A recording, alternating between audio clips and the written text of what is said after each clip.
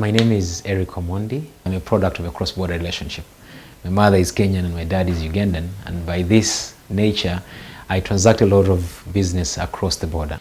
When we have a funeral across here, my relatives have to come all the way, spend a few days, at the end of the funeral, go back.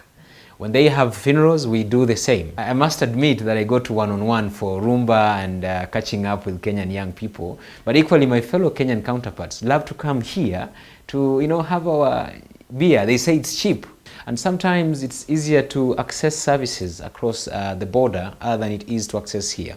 About a week ago, one of our colleagues had a child with some pneumonia situation, and from where she lives, it was easier to go to a Kenyan health facility than to come all the way to a health facility in Uganda. Young people are also engaged a lot in border business. So they are the ones that are transporting people across the border using motorcycles and the other means. Like I've mentioned, the dynamics, these cannot be going on without challenges, of course. The first one that I would like to highlight in this situation is the issue of security. It's sad, and up to now, I haven't dealt with the pains of losing Aziz. On one morning, I think it was a Thursday, he had to take a man to go buy merchandise in Kenya. As I speak now, Aziz is normal. This was a young man who was very strong, very enthusiastic. He had a family. He had actually a very young wife and one child.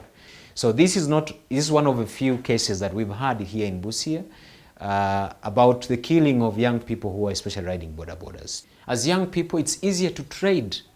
When I mentioned of these small manageable enterprises, to be honest with you, we have to buy these raw materials cheaper in Kenya.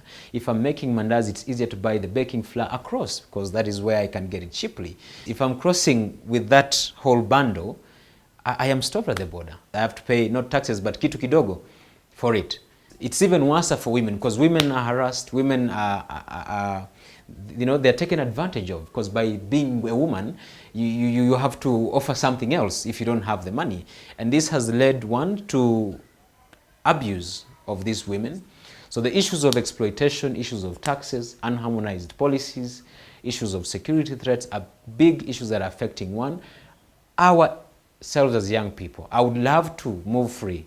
I would love to engage as a young person along the borders. So I want to appeal to our leaders, our governments, our presidents to sign, ratify, and deposit the Niamey Convention.